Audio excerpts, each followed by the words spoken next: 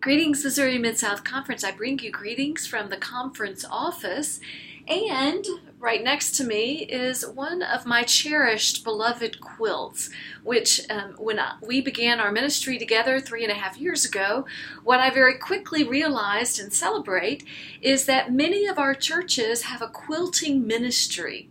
And so I have received and benefited from some of those quilts, including a quilt from my home church, St. John's Bim in Owensville. This particular quilt I am honored to have, and it stays in my office to remind me of our ministry together.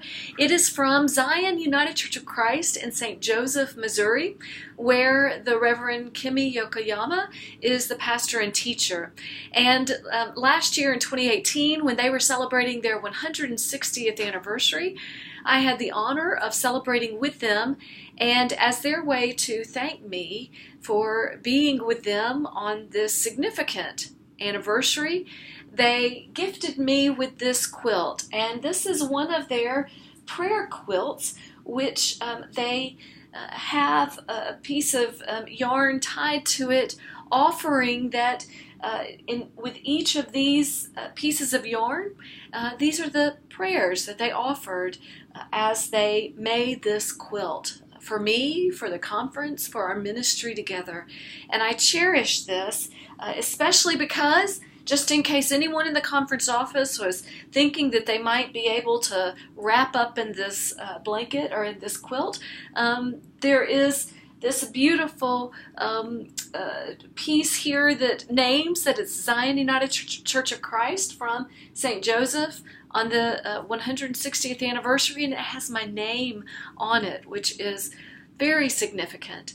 One of the things that I love about quilts, especially the quilts that are made in our local churches, is the love and the prayers and the community that it takes to create these quilts.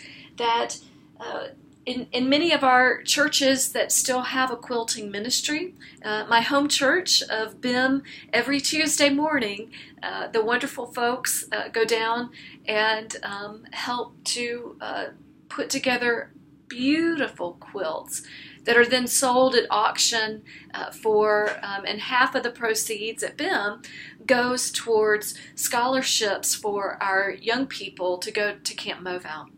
But what I really appreciate is that the quilt is kind of like, it's a metaphor for our churches, especially in rural areas, that we bring the patchwork of who we are and who God has created us to be, and that we weave them together, we sew them together, that we are indeed this beautiful patchwork of God's art, and that which provides comfort and presence and love of God.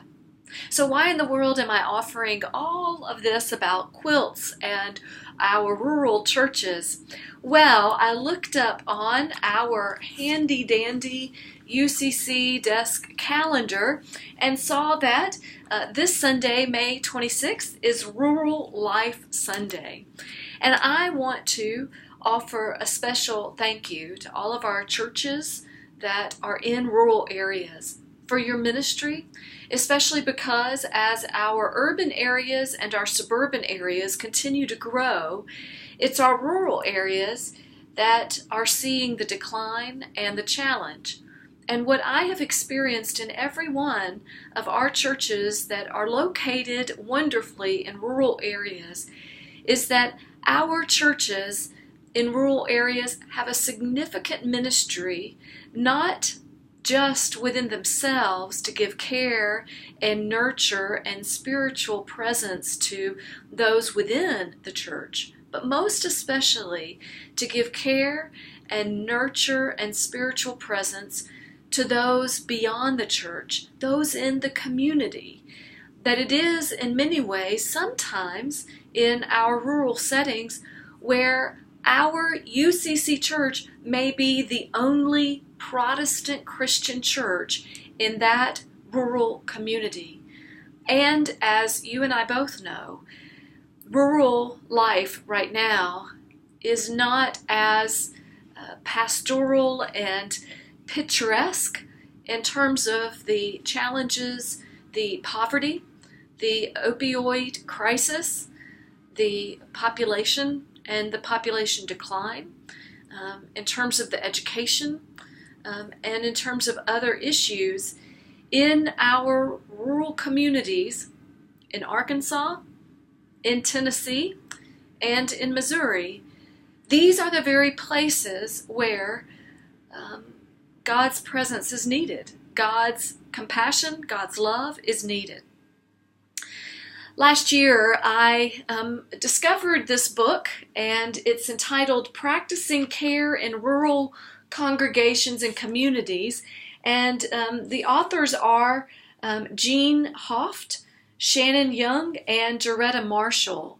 Doretta Marshall is the Dean of Bright Divinity School in Fort Worth, Texas.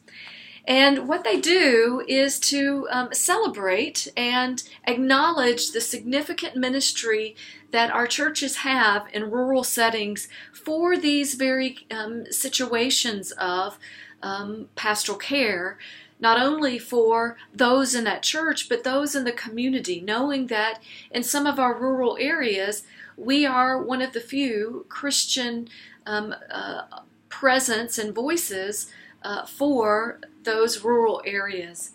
And in their research, what they have discovered is that there are 4 themes that run through many churches in rural communities.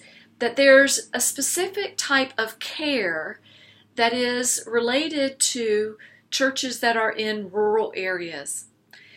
And so I want to share those 4 themes. Number 1, pastoral care is shaped by place, meaning that the very place of the community is in essence a part of the pastoral care that's offered. For example, many of our rural churches have sausage dinners. I'm thinking of Emmanuel's Holstein outside of Marthasville, that when they have their sausage dinner, they have at least 1,000 people who come. That community is maybe 100, and yet there's people throughout the wider area that come specifically for this event. Pastoral care that a church provides in a rural setting is shaped by the place and the context of that community. Second theme is that pastoral care in a rural community engages the community. It's not just, if you come into our church, we'll care for you. It's, how are we partners with the police department, with the school, with the neighbors, with the food bank, with the other churches, with the businesses? How are we engaged in community in a way that offers care to this rural community that otherwise is isolated and may not have those opportunities in that way? The third theme is in a rural setting is pastoral care and public leadership intersect. I know in my own home church that in Owensville last week on Wednesday, the baccalaureate service for the high school graduation was in Owensville. And I know that Pastor Stephanie DeLong, pastor of St. Peter's in Owensville, was one of the ministers in the area that was responsible for the baccalaureate. There are these kinds of community events that in an urban setting or in a suburban setting, that these community events may not be as connected with the religious or faith community, and that in a rural setting, that the ministers play a very significant role. And finally, in talking about the rural pastoral care in a church, for a church, is pastoral care responds to the multiple diversities in community. And by multiple diversities, what they refer to, as you may be thinking, but some of our rural areas, many of them are very white, are very Christian, and very homogenous in that context, are very heteronormative from that perspective.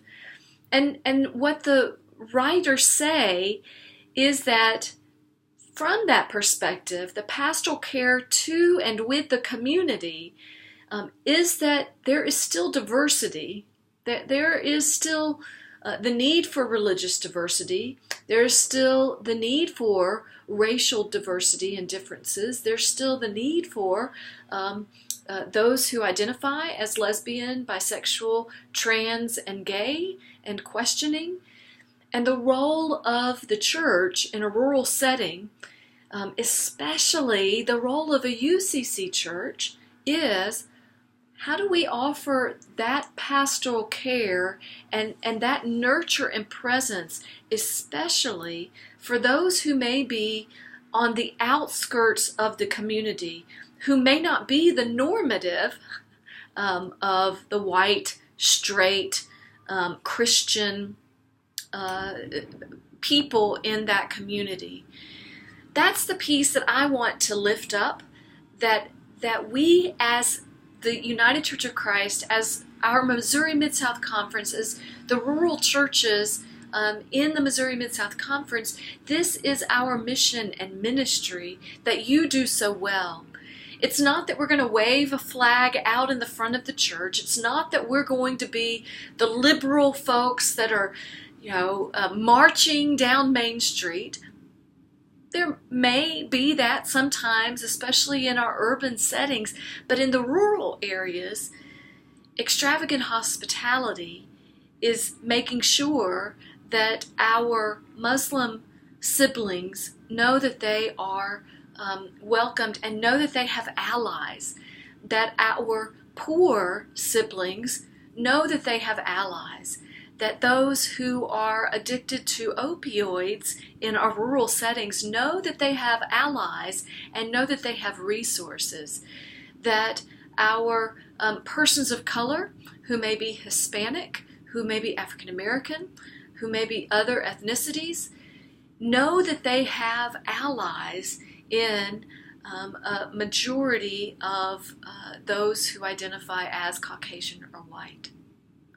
This is a significant ministry that we have to offer, and it's a beautiful ministry that I want to celebrate, that so many of our churches in the Missouri Mid-South Conference practice in beautiful ways of comfort through quilts, in beautiful expressions of sausage dinners and rummage sales and baccalaureate services and food pantries, and making sure that there's some connection to social service needs for the poor and social service needs for those who are addicted to opioids.